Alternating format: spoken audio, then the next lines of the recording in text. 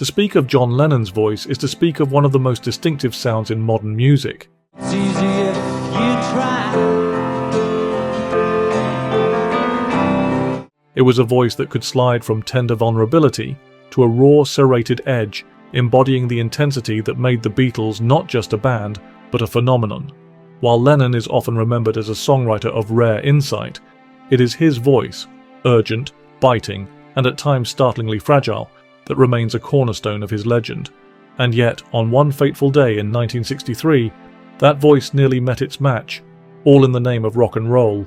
The scene was Abbey Road Studios, on the 11th of February 1963, a date that would go down in history as the day the Beatles recorded their debut album, Please Please Me. Last night I said these words to my girl. The task was monumental. 10 songs in 12 hours, a schedule so demanding it's difficult to imagine even the most seasoned of artists pulling it off today. But this was the Beatles, 4 young men still fueled by the unrelenting momentum of their rise to prominence. They were not yet the cultural juggernauts they would become, but they were already something special, a tightly wound live act that had honed their craft in the sweat-drenched clubs of Hamburg and Liverpool. What they lacked in studio experience, they more than made up for in grit, stamina, and sheer chutzpah. "We didn't know any better," George Harrison would later reflect. "We just got on with it." But getting on with it came at a cost, particularly for Lennon. That day he was battling a cold, his voice already compromised before the marathon session had even begun. Still, there was no question of rescheduling. This was 1963, and EMI's schedule was as unyielding as it was merciless. Your language has got to be pretty good, obviously. This thing about Ted, he's saying that he couldn't distinguish. I can't understand the Teddy. Queen's English. I can't understand Teddy saying that at all, really.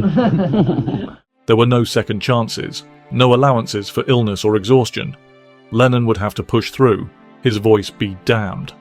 The day began with the band recording their own material, tracks like I Saw Her Standing There and Do You Want to Know a Secret? She was just 17, you know. You'll never know how much I really care. Interspersed with covers that showcased their influences and live repertoire. Each song was laid down with the urgency of a band trying to prove themselves, and by the time they approached the session's climax, Lennon's voice was hanging by a thread. Enter Twist and Shout. The Phil medley and Burt Burns composition had already been immortalized by the Isley Brothers, whose 1962 version was a masterclass in energy and swagger. Shake it up, baby. Shake it up, baby. Twist and shout. For the Beatles, it had been a staple of their live performances, a guaranteed crowd pleaser that captured the unbridled joy of rock and roll. But performing it live in a sweaty club was one thing, recording it for posterity was quite another. The decision to leave Twist and Shout until the end of the session was no accident. George Martin, the band's producer and one of the most astute minds in the business, knew exactly what he was dealing with. "I knew that Twist and Shout was a real larynx destroyer," Martin later said. "I told them, we're not going to record that until the very end of the day because if we record it early on, John won't have any voice left."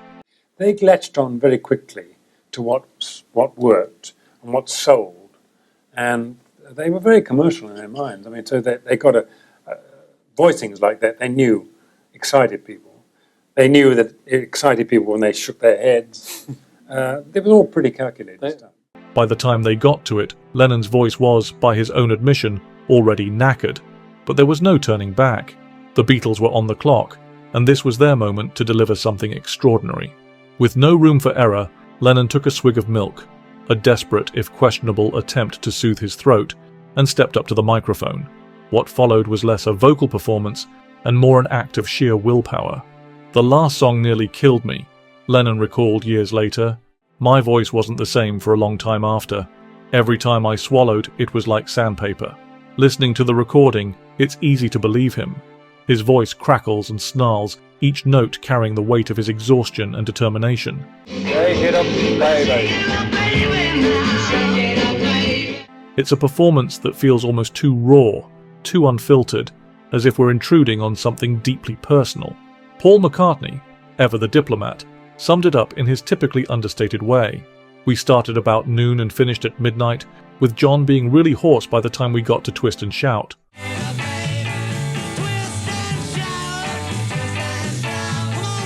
The band's drummer, Ringo Starr, offered a more poetic take. There's a power in John's voice there that certainly hasn't been equalled since, and I know exactly why. It's because he worked his bollocks off that day.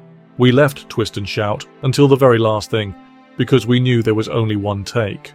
One take. That's all it took to capture what would become one of the most iconic recordings in the Beatles' catalogue. Martin recalled, "We did 2 takes, but after the first one, John didn't have any voice left at all. The second was a formality.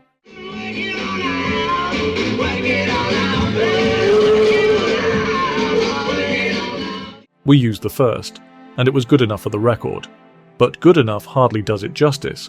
The track crackles with a kind of chaotic energy that defies explanation. It's the sound of a man giving everything he has, and then some, of a band teetering on the edge of their own limits. It's exhilarating, electrifying, and just a little bit unsettling. For Lennon, the aftermath was brutal. His throat was shredded, his voice reduced to a rasp.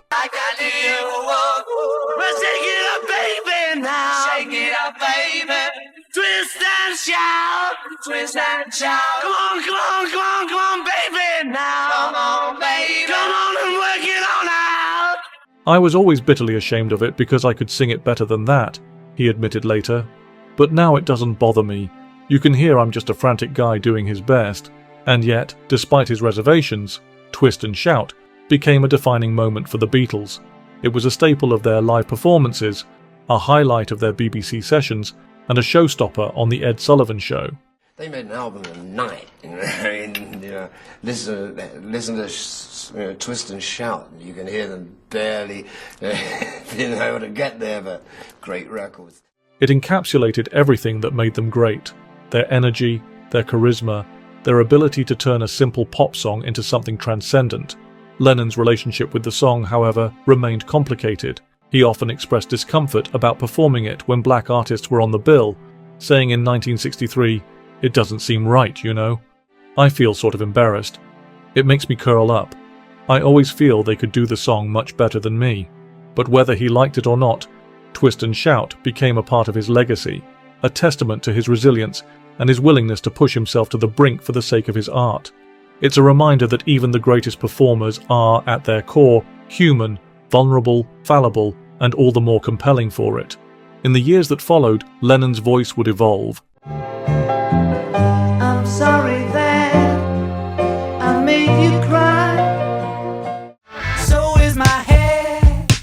I wish I was a baby. Shaped by both experience and the passage of time. But it's impossible to listen to Twist and Shout without hearing the echoes of that cold February day, when he put everything on the line and came away with a performance that would resonate for generations.